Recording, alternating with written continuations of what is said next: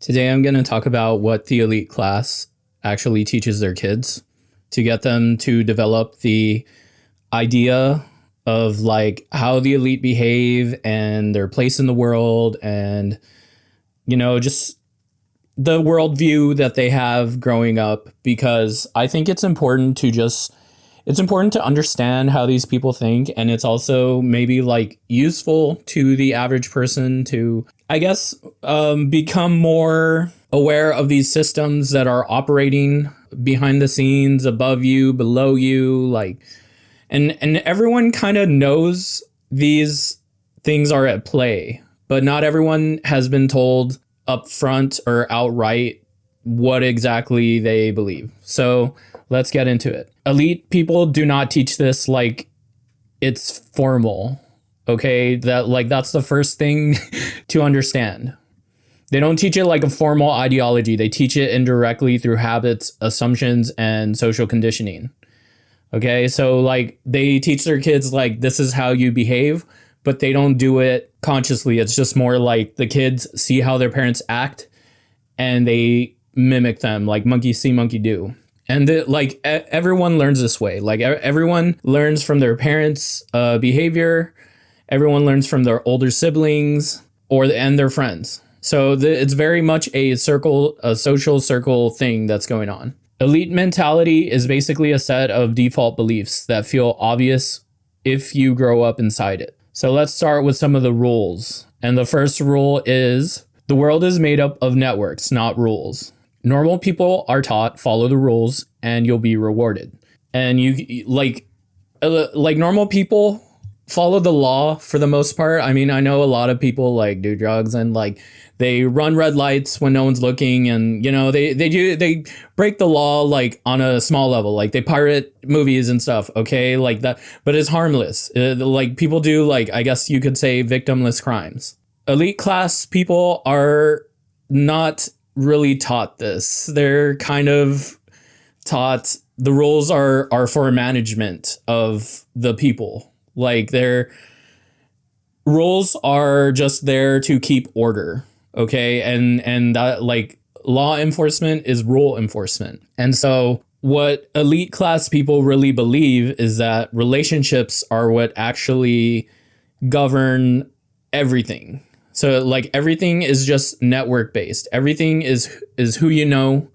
Everything is about who knows who owes somebody else something, who trusts somebody, and who can open doors. And all these things are related because you need to know who knows who, because if you want to get somewhere, let's say you want to get into like a club or like a group of people who are very highly influential, you need to know who is close to them. And you need to become close to that person. And you need to know their reputation. And you need to know who trusts who, because if you befriend the wrong person or you befriend someone who's like not trustworthy, then you're gonna take on their reputation. Okay, so it's really important to know like who can open doors, who can introduce you to people. And yeah, like that's like the foundation of like what you need to know. And you can see this in I am very involved in like the nightlife in my area, and it's not elite, but it is very like relationship based, is very like who's the most popular, like who is throwing an event, who is throwing the next party, like do I know them, who knows them, like can I ask them to make me their +1 to that party. And like maybe it sounds lame to you, maybe it sounds fucking lame, and you know what, maybe it fucking is, but guess what, when you go into those like exclusive parties, you feel fucking cool and you're having a lot of fun. Okay, because like they're like cool people are cool for a reason. Like they're like as we go further down, you will see like the behavior of like elite people, and you may recognize it within like your own circle of social sphere, I guess you could say, because these behaviors you will see them like it's very the Hermetic philosophy, like as above so below. There are like facsimiles of this on the lower level of social in the complete like social ecosystem, I guess you could say. So let's move on. Rule number 2, institutions are tools. They are not authorities. So what do normal people think of institutions? Institutions are legitimate. They are bigger than me. They say who is legitimate, who is not. They control, like, they're kind of like gatekeepers. These are what institutions are. Okay, you can think of institutions as like colleges, banks, government, media. These are institutions. These are they control the flow of certain energies within the country. Okay, so like Harvard. Okay, Harvard is an institution that is highly respected. It's very legitimate. Normal people think of the Ivy League system as a whole as like, wow, like this is so cool, you know, like this. Not that it's cool, but like if you know someone in your hometown who went to like Harvard or Yale or like Brown, you're like, wow, that person's so smart. But when you're elite, that's not what that fucking means. It's normal. It's like going to high school. It's like, okay, whatever. Like you went to Yale, like everyone goes to Yale or Harvard or, you know, one of the various Ivy League schools. It's not a big deal because that's they're tools. They're like, elites see institutions as tools. They're not something that grants you something. It is something they use. Okay, so how do elites use these things? Well, they use banks as like a way to get money easily. You know, like they when you're high up in society, when you're extremely high up, banks will know who you are. They will know your family. They will know what businesses you own. So they will basically just like give you money, not money for free, but like money with the understanding that like your name carries weight. It's kind of like if in Game of Thrones, like the Lannisters, everyone trusts the Lannisters because like, why? Because their fucking motto is a Lannister always pays their debts. And that's probably not like their official motto, but that's like what everyone says about them. Okay, so it's kind of like that. Think of it like that. Government, they see government as a fucking instrument, bro. They see it as a lever. They see how do they use government? They use government by fucking lobbying. For one, they lobby the shit out of our representatives, so they're only representing one class of people, and they're so good at it too. They're so good at it because they will lobby the government, and they will lobby the government to make things easier for themselves and harder for like other people to reach their level. For example, this is like on the local level, and I've talked about this before. Like people on the local level will lobby the local government to stop housing projects.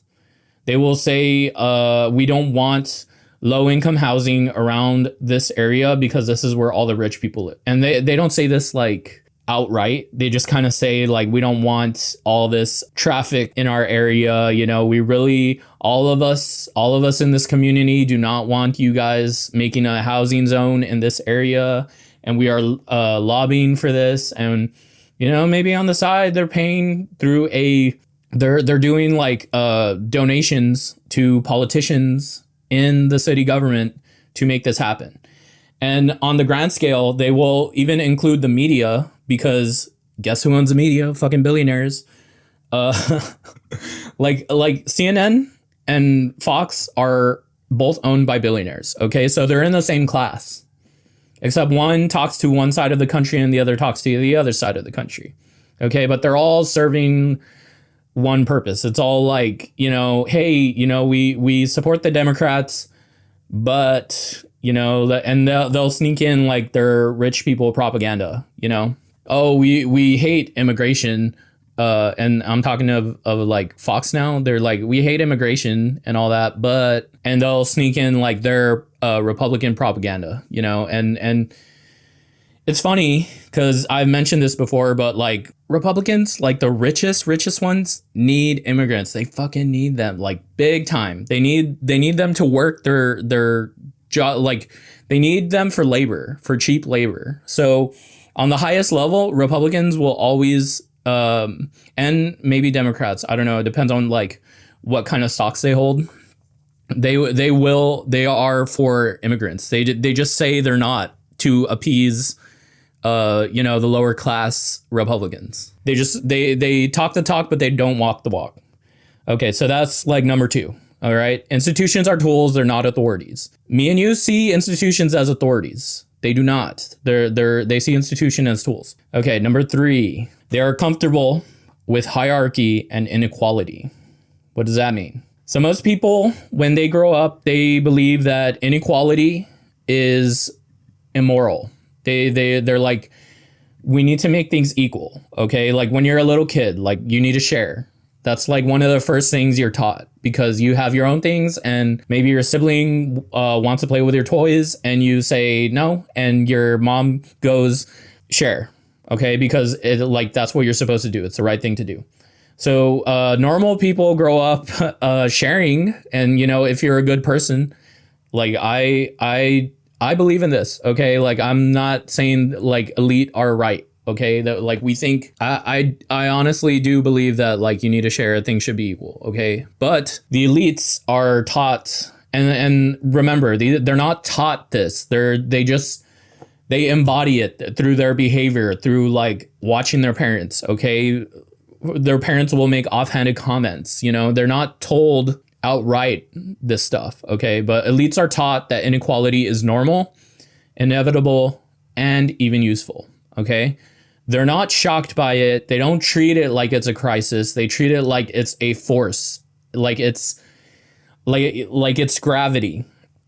Okay, it's the way of the world. Okay, they'll say that.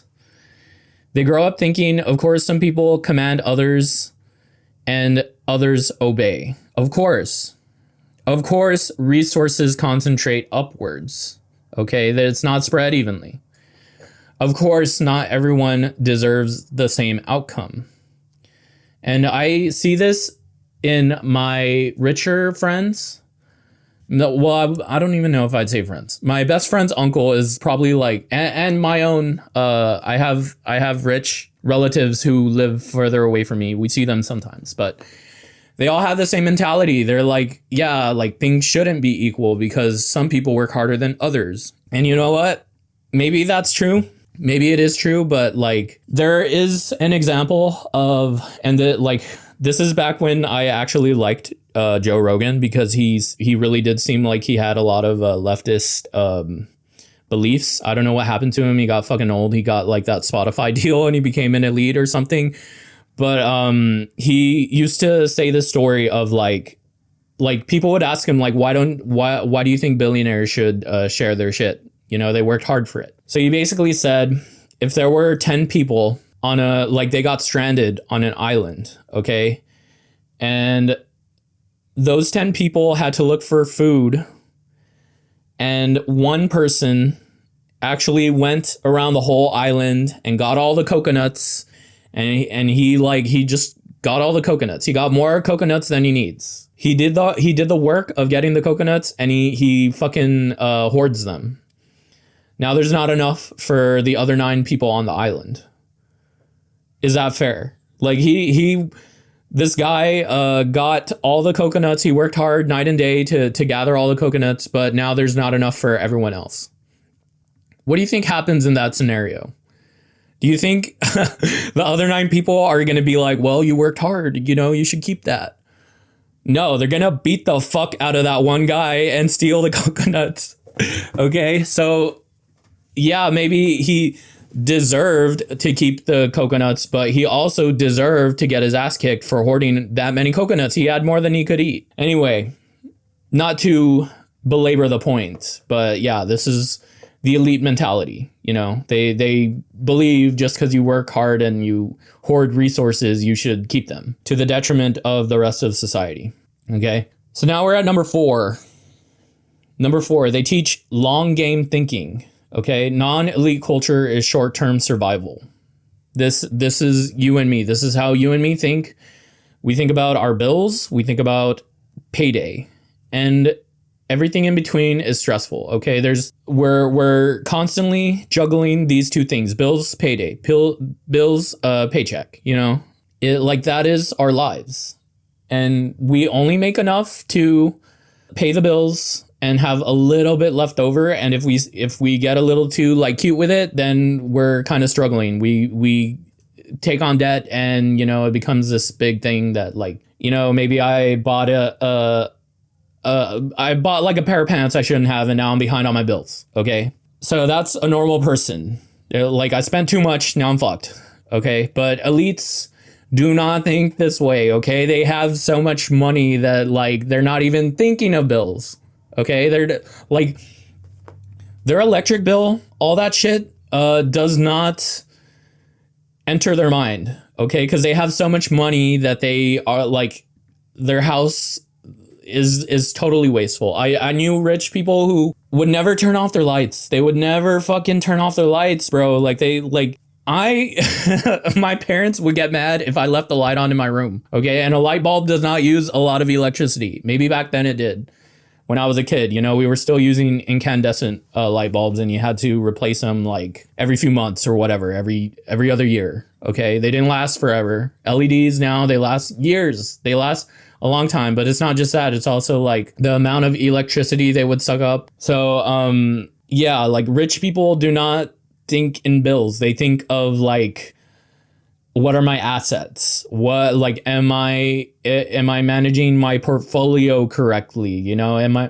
What is my family's reputation among my social circle? Like, that is what they're thinking of. They're thinking of, like, who should my kids marry? Okay, like, where are my kids going? I need to put them on the right track, on the right pipeline toward some job or some kind of situation where they're going to be taken care of, where they can build the family name. Okay, they're thinking of, that's the kind of shit they're thinking of. They're thinking of generations down the line. They're thinking of their legacy. They're not thinking of, oh fuck, where am I going to get like $20? I need to borrow $20 from someone so I can pay this bill. So they think in the long game. They don't think short term. Number 5, emotional control and social polish. Elites, they are trained very early to never appear desperate, angry, or unstable. And this, funnily enough, this is, like, in my opinion, this is what separates, like, local elites, like popular people in your area, from, like, the high elites, like the real deal. Okay? Because a big part of elite mentality is having a calm voice, having your facial expressions very controlled, you don't overshare, and you always seem like above the chaos, like you're above whatever's going on. Okay, like, it doesn't bother you, nothing bothers you. You basically, they don't look like they need anything. Okay, neediness is very, very low status to them. The worst thing you can do is act needy. Okay, because like, they will look down on you. They will see you as pathetic. If you want a really good example of like how this behavior looks, it's have you seen Begonia? It's like the new Yorgos Lanthimos movie with forgetting her name. Her name Emma. I'll put it on the screen. So her character is very. She is an elite. Okay, she does all these things. She checks all the boxes. She has a very calm voice. Her facial expressions are very controlled. She does not overshare. She is. Like, even though she's been kidnapped, and this is not a spoiler, this is like the whole movie, if you've seen the trailer, she's been kidnapped by these two like dumbasses. She kind of acts like it doesn't bother her. She acts like it's something she needs to negotiate out of. Like, there's some kind of deal that she can make with them to release her. And she's never begging, like, please let me go. Like, initially, okay, and she'll say things like, like, can we negotiate on this? Like, can we have a conversation about this? Like, so yeah, that's and you should watch Succession, because in Succession you will see like the real elites and like the fucking spoiled children.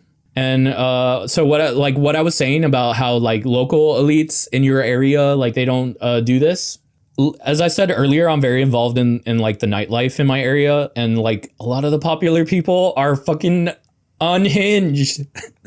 Some of them are so fucking unhinged, like, and all they have to do is start drinking, and they'll like the emotions come out, you know, like, why did you do this to me? You know, like, then they'll start arguing. They'll argue over money, over drugs, and it's like y'all are not serious. Like, you all play the part of like, I'm elite and all that, like when you're in public, but like when we're hanging out afterwards, y'all are like children.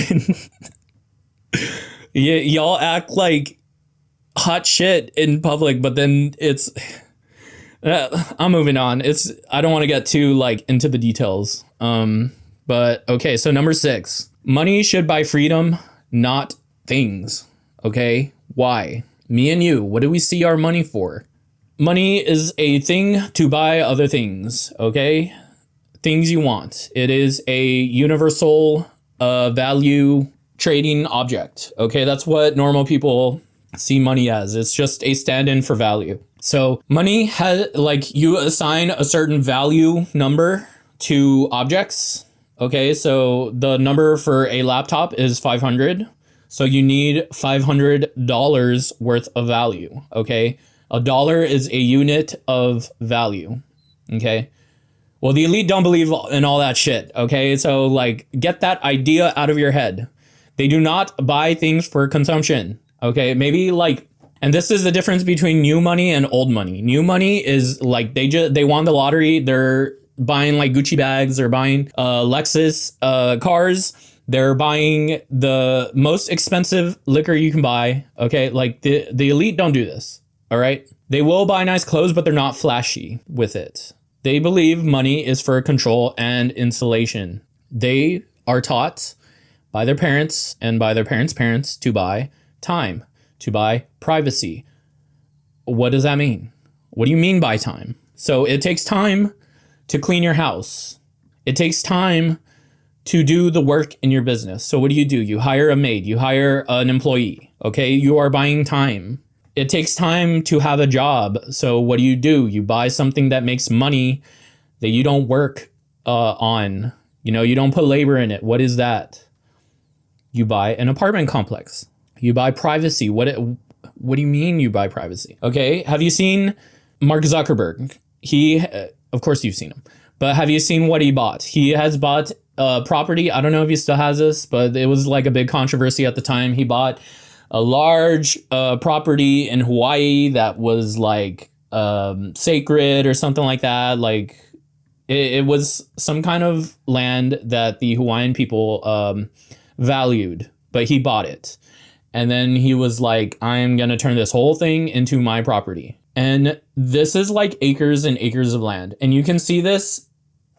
Like, I live in Texas, and you can see a lot of this in like the middle of Texas. Okay, there's a lot of ranches. And the value of ranches is having a lot of land. Obviously, like the land appreciates over time.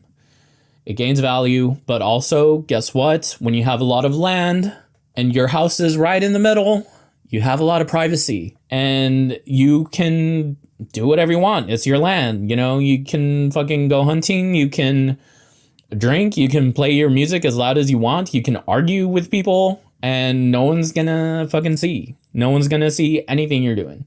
You can walk around your property naked. No one will ever see. I mean, maybe now, like, there's, like, drone technology and, like, satellites and stuff, but, like, that is what they mean by privacy. Okay, so there's also, like, you also buy legal protection, which we will get into in a bit. You buy influence, going back to media as a tool. You buy views on TikTok. You buy views on Instagram. You buy an article in a hot magazine. You call up... the Kardashians used to do this, and I'm sure they still do.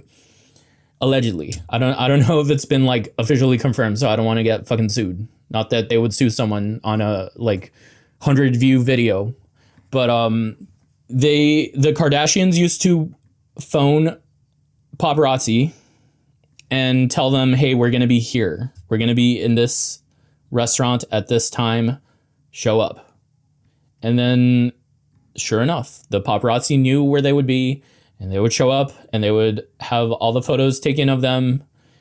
And this is buying influence. Okay. And I'm sure they even buy, like, they have certain journalists on their, and this is like my opinion. Okay. I'm just saying that like legally. It's my opinion that they have journalists on payroll that will write like certain scoops for them, you know, like they'll say Kim Kardashian went to the Cayman Islands for vacation, or she went to the Met Gala and here's an article about her dress and who designed it. And this is buying influence, okay? Anyway, so luxury goods are secondary. The real flex is being untouchable. Next one.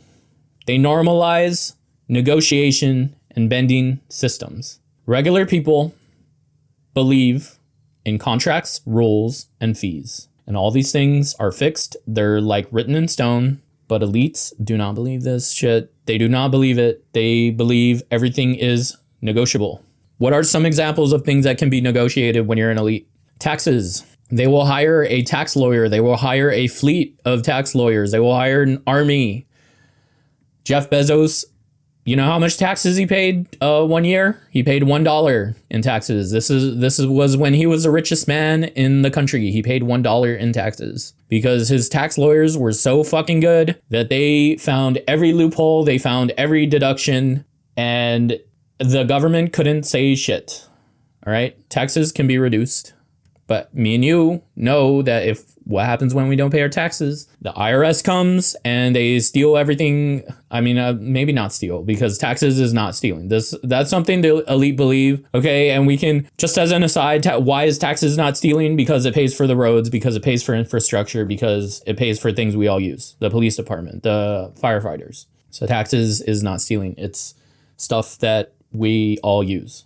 All right. They also believe that laws can be worked around. Like I just said, you know, they will hire lawyers to find loopholes. Lawsuits can be avoided. All right. If you have a good lawyer and someone sues you and they have a shitty lawyer, guess what? Guess who's winning? Doesn't matter if you're right or wrong. Bad press can be handled. When, like, everyone thinks, like, if you get, maybe not so much anymore, okay? In the modern era, everyone knows that bad press is like toothless, because there was a time a few years ago, maybe like 10 years ago, where like people were getting canceled left and right, and bad press was like a death sentence, okay? But now it's like they have changed the narrative. Now it's like everyone's uncancelable now. All right. Even admissions, like college admissions, they buy their way in. All right. They're like, for a normal person without any, like, your last name's not Rothschild or Vanderbilt, you know, like admissions, you will have to like follow certain rules to be admitted in Ivy League, but not these people. All right. Because the admissions know who they are. All right. And if you say no, then that's a big problem for the admissions department. We'll just put it that way. And they don't see this as cheating. They just see it as being clever. All right. Next one. They teach that perception is reality. What is it? That's something I was taught in like customer service, that perception is reality. And that basically means what people think is the truth. All right. So in the customer service context, it was like, if you are having a bad day and you are rude to a customer, it doesn't matter if you were having a bad day and you're nice all the other days. You're just a rude person, because perception is reality. So non-elite people believe the only thing that matters is the truth. Elite people believe narrative matters more than the truth in most social situations. Why? Because narrative is reputation. And reputation is power, because reputation, you can think of it as like a key to open doors. If you have a very high reputation, everyone wants to be around you. And again, going back to like the nightlife thing, all the popular DJs, I know them. Everyone wants to be around them. Okay, it doesn't matter if they're actually cool in real life. They're popular. They've been around for a while. They are good at their job. It doesn't matter if like they're actually cool or not. People just want to be around them because they have a good reputation. Branding is power. Okay, keep that in mind. Your brand and people, everyone does this now. Okay, on Instagram, that's your brand. Instagram, like your Instagram page is your brand. And it's funny because like on my personal Instagram page, I don't fucking have shit on there, but I'm still getting added by people because they know who I'm friends with. Okay. So my branding goes beyond like, and I don't want to keep talking about this because it sounds like I'm bragging. I'm just saying this as like an example. Okay. Being seen as legitimate often matters more than being legitimate. So there are a lot of, things that I've learned over the years going out, and one of those things is that my best friend had a girlfriend who was a social butterfly, and I watched this girl go from like nothing, from like normie to like popular. And what happened? Like what did she do? Okay, her parents are business owners, and she knows networking is important. So what did she do? Every time we went out, what did she do? Add me on Instagram. Hey, nice to meet you. Oh, girl, you look so good. Add me on Instagram. Like, so she was just adding people left and right. Thousands of friends later, she just decides, I'm going to start throwing parties. I'm going to throw parties. You know, we have a property that's big enough for a big party. I'm going to invite all these people that I met going out. And if they seem cool, we will have them over. Okay, so she barely knew these people. We were having parties of like 200, 300 people, and they got pretty chaotic. Okay, I like in real life, I had to literally be like security guard, you know, and it's funny because she is not like officially an event planner. She is not officially an influencer, but she is, right? Because that's what other people see her as. And I am not a security guard, but that's what other people saw me as. So the funny thing is, perception is reality, and you like it just becomes, you know, you fake it till you make it. That's what that means. This girl faked it until she made it. And eventually she was throwing events downtown. She was going to venues and selling them out because she made herself to be an influencer, and other people saw her as that. It doesn't matter if she really was one or not. She is. Perception is reality. Okay, next one. They teach controlled risk taking. Poor people take risks. Okay, they take chaotic risks.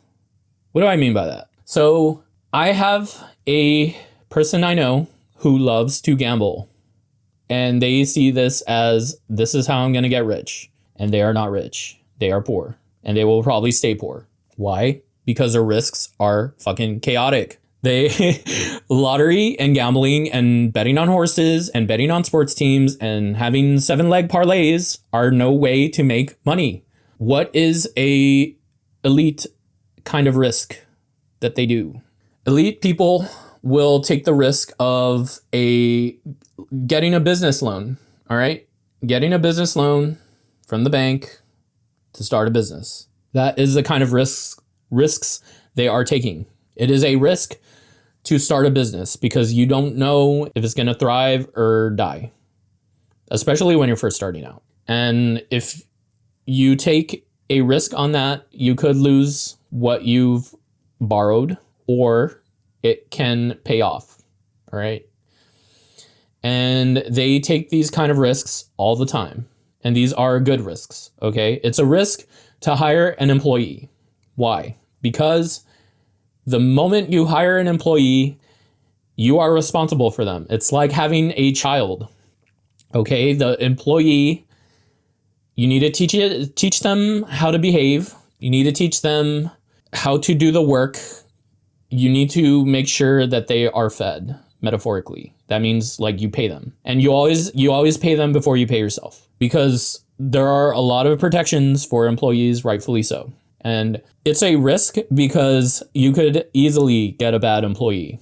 I was a bad employee once upon a time.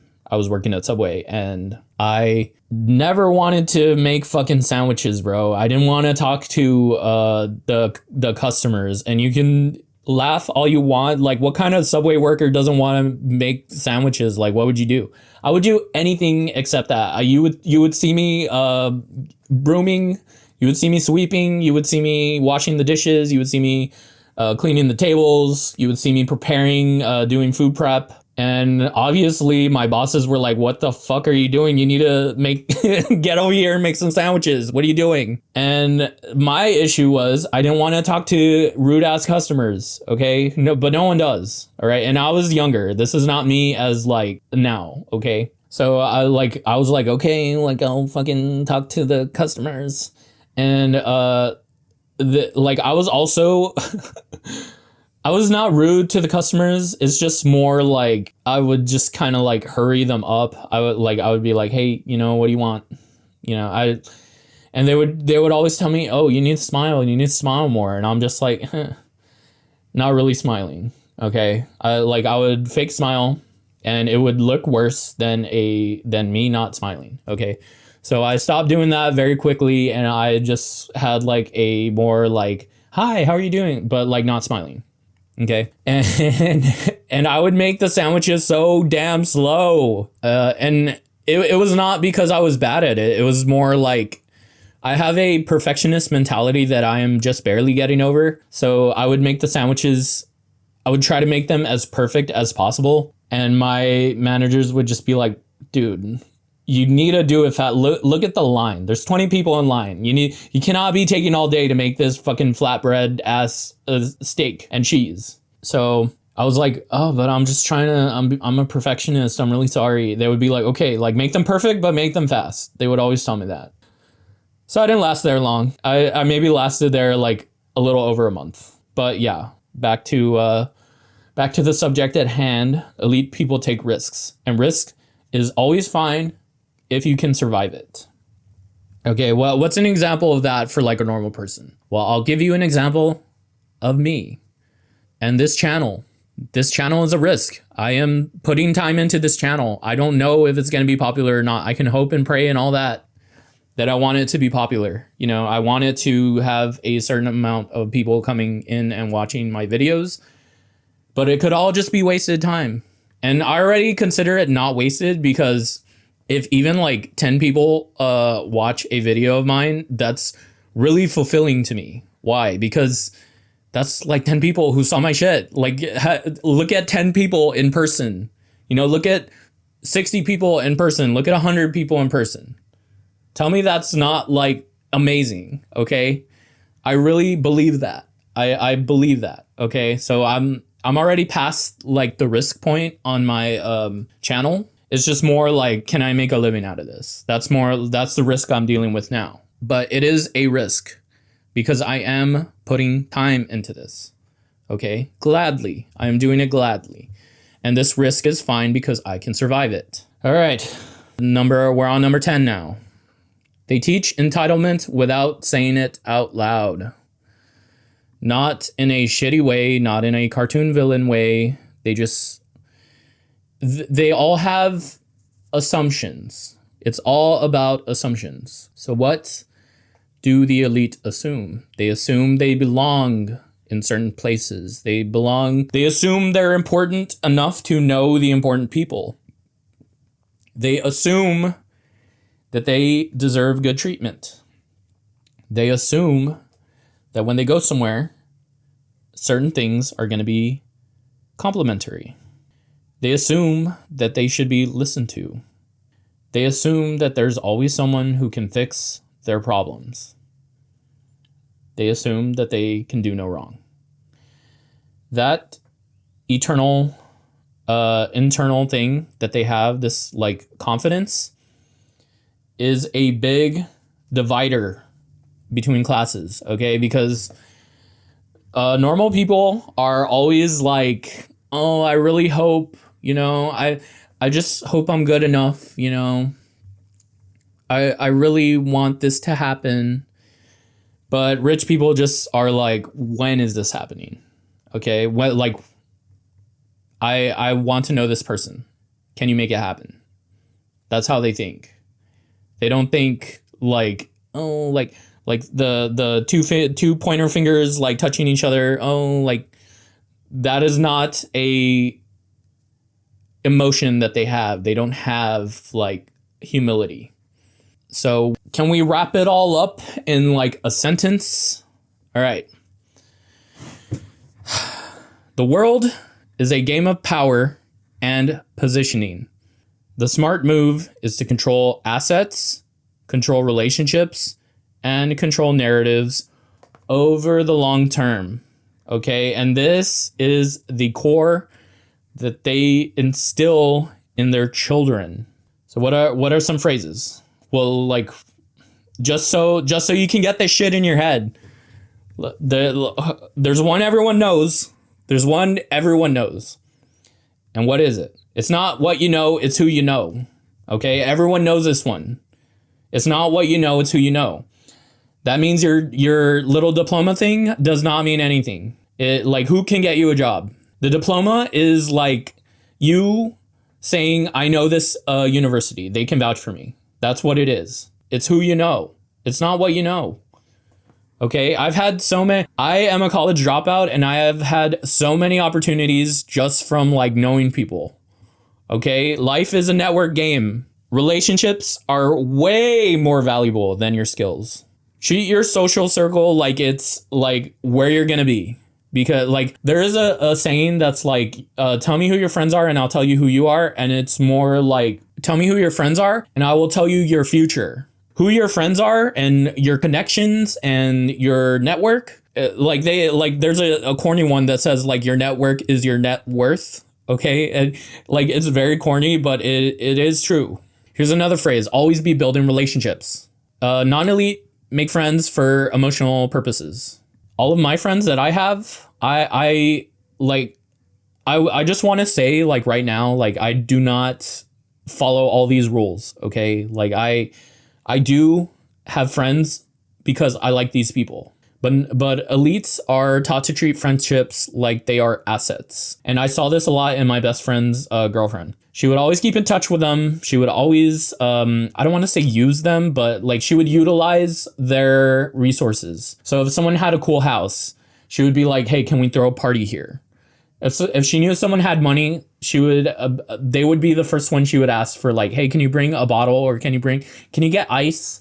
Can you bring this? Can you maybe get us a pizza, like, for the party? Would you be able to do that? And she would remember people's names. She would remember people's birthdays. And that's not hard to do in the age of social media. Okay. She would always be like constantly pinging people, like reaching out, like, hey, how are you doing? And the more useful you were, the more like she would reach out. And this is something they are taught young. Another one is never burn bridges. And oh boy, let me tell you, that's another one that you will see the local elite, the petite bourgeoisie, they fucking suck at it. A lot of the popular people I know, they burn the shit out of their bridges. Okay. And including this girl that I used to be friends with, my best friend's girlfriend, who is now the ex-girlfriend. Okay. I'm still friends with her, but like everyone in my social circle hates her ass. Okay. And I'm not going to go into details why, but like basically she was emotionally unhinged and she burned bridges big time. Like she would say things that were like, you cannot take that shit back. And elite, the real elite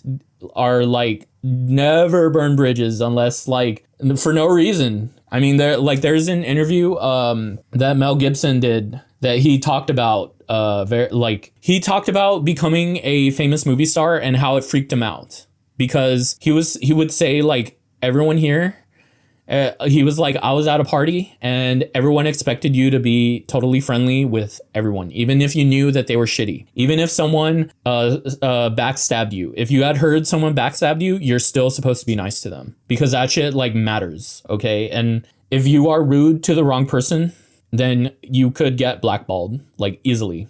And so rich people believe this. Today's loser might be tomorrow's gatekeeper. Reputation travels. Emotional outbursts cost you opportunities. So elites stay diplomatic even when they hate someone. And I've seen this with like Elon Musk has said this. There was one time where he was still trying to get like Tesla up off the ground and like national adoption of Tesla. And he was competing with the biggest automotive companies. And he said, I will gladly share all of our technology to like GNC, or is it GMC? GNC is the fucking supplement store. He was, I'll sell it to Chevy, Ford. So he was being diplomatic, okay, even though like the automotive industry basically tried to drown him, through lobbying, through any means necessary. They were trying to stop. Even the oil industry is involved because they do not want electric cars coming out. All right. So don't burn bridges. Another one. You don't want to be the smartest person in the room. Okay. This teaches them to seek higher status environments, better circles, and proximity to power. If you're the smartest person in the room, what does that mean? That means you're at the top. That means like there's nowhere you can't get higher. Climb social atmospheres, not just careers. 5. And we're doing another 10 of like these phrases, and that'll be it. Be careful who you associate with. And we might see this advice as like snobbish or like rude, because shouldn't you care about people's character over their reputation? But elites are like, this is social hygiene. Status to them is contagious. So if you're with someone who has bad status, you will have bad status. They will drag you down, okay? Because image is everything in this society. Don't look desperate. This is the most important, okay? Or one of them. Why? As I explained earlier, you do not want to be seen as needy. Desperation signals weakness, and weakness invites exploitation. When you are desperate, people will use that against you. And that's like in the 48 Laws of Power, I think. Yeah, because if I remember Robert Greene was saying something like, okay, so if someone becomes dependent on you, like let's say you do their work in school and like you do it for free at first, and then later on you start saying, okay, well, this is really helping you a lot and I can tell you need it. So I think now you can start paying me, and I want this much, because they've already gotten hooked. And drug dealers do this. Okay. They will get you, they will give you drugs for free initially. And like, it's not just drug dealers. It's more like people who do drugs. Like they will get you doing the drugs, and they will get you used to it. And then they'll say like, hey, you buy a bag, or hey, you buy a bottle, or hey, like it's very subtle. Okay. So elites teach, do not chase, do not beg, do not overshare, do not show you need money, do not show you need approval. Always be unbothered. Shit, this is getting kind of long. So let's wrap this up. There's 4 more, maybe. You need options. Elite culture is obsessed with optionality. Always have multiple paths, never be cornered, never rely on one job, one person, one income stream. Do not be dependent on anything. And that is going back to do not be needy. Because when you're dependent on one stream of income, that is how they get you. And that is how they get normal people. Okay? Normal people have one little stream of income from their job. And maybe you have a side hustle, but most of your money will come from one job. So what does that do? Well, your boss is like, I'm giving you your healthcare. I'm giving you your paycheck. So I tell you what to do. And if you quit, then all of that is cut off. I'm cutting you off. And thankfully, in our society, that is seen as cruel for the most part. So you will get like severance if you're let go. But for the most part, people are terrified of getting fired. And that is because there's so much leverage baked into being employed. And even the government is like, you need to be employed. Or like, we will give you some money to like find another job. And that's it. You do not get like a basic level of income in this country. You get to pick who you are a servant to. Elites avoid this like the plague. All right. Think long term. We have talked about this. Do not buy impulsively. Do not think of like quick hits of dopamine. Build reputation, build assets, delay gratification. Think in decades. Buy assets, not toys. Again, it's about investment. It's about things that create cash flow. It's about things that appreciate in value. Money is a machine. Money is a tool. It is not a reward for something. It is something that you use as leverage to get more money. Okay, and this is like just general good advice, this one. If you can't afford it twice, you can't afford it. Why? Because that is like if you buy something and you can't afford it twice, then you are like, let me give you an example. I had a friend who bought these really nice shoes that were like $200, almost $300. Okay, and maybe you don't think this is nice. Okay, maybe you're buying like Guidi and you're buying like $3,000 shoes. But in the normal world, a $300 shoe is considered nice. All right, because my shoes were like $40 when I was in school. Okay, so what happened? This guy, he had $300 shoes, but guess what? He treated them like they were made out of glass, bro. He was walking down the stairs without bending his shoes at all. He was walking weird. He was doing Michael Jackson shit to not bend his shoes. Okay. And I'm there in like my $30 Converse with like holes in them, like just, running around having fun with my friends. And this guy was like having nightmares about getting like pizza sauce on his white ass shoes. Okay, so like, why you don't do that? You don't, like, if you can't afford it twice, you can't afford it. Because if you buy a very nice car, but the whole time you're like, oh fuck, like I can't let anything happen to this, like it's made out of paper, you cannot afford it. Okay, this is stupid. Like, you bought it for the status, but you are acting like a very needy poor person to like with this thing that you got. So always buy something that you can buy twice. And yeah, like I think you get the hint. Okay, like if we boil it down, life is not about morality to them. And this is the elite class talking. Life is not about morality. It's about strategy. It's a game. And the prize is freedom and control. Okay, this is the thing that they want. They want their freedom to do whatever they want. And they also want to control. They also want to control everything. Elite. Okay, and so a lot of this sounded like advice, but I also want to say that it is not 100% what you should follow. Okay, if you want to be a good person, because a lot of these are psychotic. Okay, a lot of these are like, I would not recommend following them if you are not an elite, because a lot of these things, like not following the law and shit like that, like you can't do that. Okay, where you're still a normal person. Anyway, if you feel like you have a better perspective on how the elite think, let me know.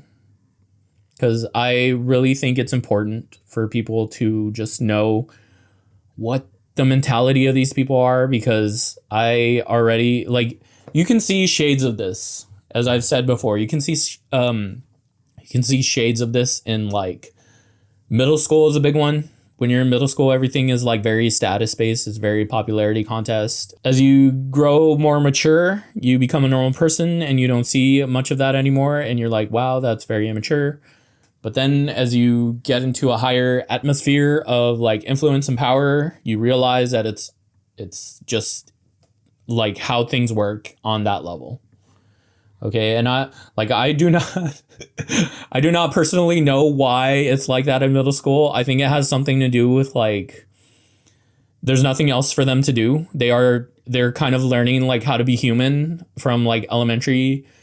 They're like shedding their like elementary skin and like they're play acting as adults, like middle schoolers. And they're like, oh, it's about status. It's about like your clothes. Like that's what really makes you mature.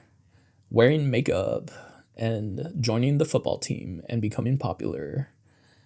But like like it's kind of true, it's kind of not true, it's just funny that that's like what the little kid mind like latches onto, that's like what they're seeing, and that's what they're like making a simulation of in every middle school across the country. Yeah, that's all I gotta say for today.